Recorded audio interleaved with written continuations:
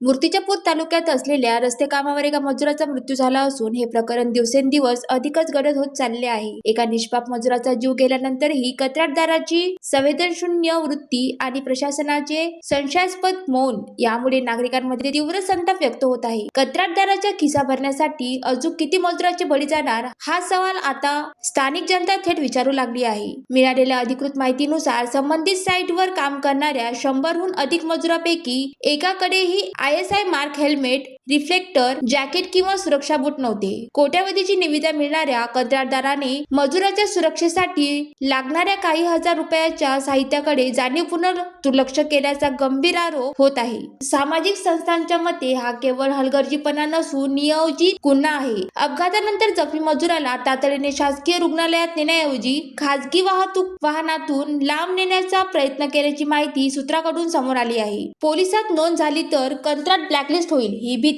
एका मजुराच्या जीवापेक्षा मोठी ठरली का असा सवाल उपस्थित होत आहे. या प्रकरणात कंत्राटदारावर कलम 304 अंतर्गत सदोष मनुष्यवधाचा गुन्हा का दाखल होऊ नये असा प्रश्नही विचारला जात आहे. दरमहा होणारे ऑडिट फक्त कागदावरच होते का? मजुराचा विमा उतरवण्यात आला होता की त्याचे पैसेही हडपले गेले? घटना होऊनही संबंधित अभियंते साईटवर का फिरकले नाहीत? हे प्रशासनाचे निष्क्रियपण आणि आर्थिक मौन स्थानिक नागरिकांचा संताप उफाळून आला आहे. एक नागरिक म्हणतो तिथे साधे बॅरिकेड्सही नव्हते. रात्री पूर्ण काळोख असतो. हे रस्ते विकासासाठी आहेत की मजुराच्या धडक्यावर उभे राहत आहेत? या घटनेनंतर कामगार संघटना आक्रमक झाल्या असून कंत्राटदारावर कठोर कारवाई आणि पीडित कुटुंबाला 50 लाख रुपयाची मदत जाहीर होत नाही तोपर्यंत काम बंद आंदोलनाचा इशारा देण्यात आला आहे. विकासाच्या नावाखाली मजुराचे बळी घेणारी ही प्रवृत्ती वेळीच रोखली नाही तर उद्या हा आकडा आणखी वाढू शकतो. ज्वालादीप न्यूज सोबत प्रतिनिधी स्वप्नील जामनिक, मूर्तिजापूर.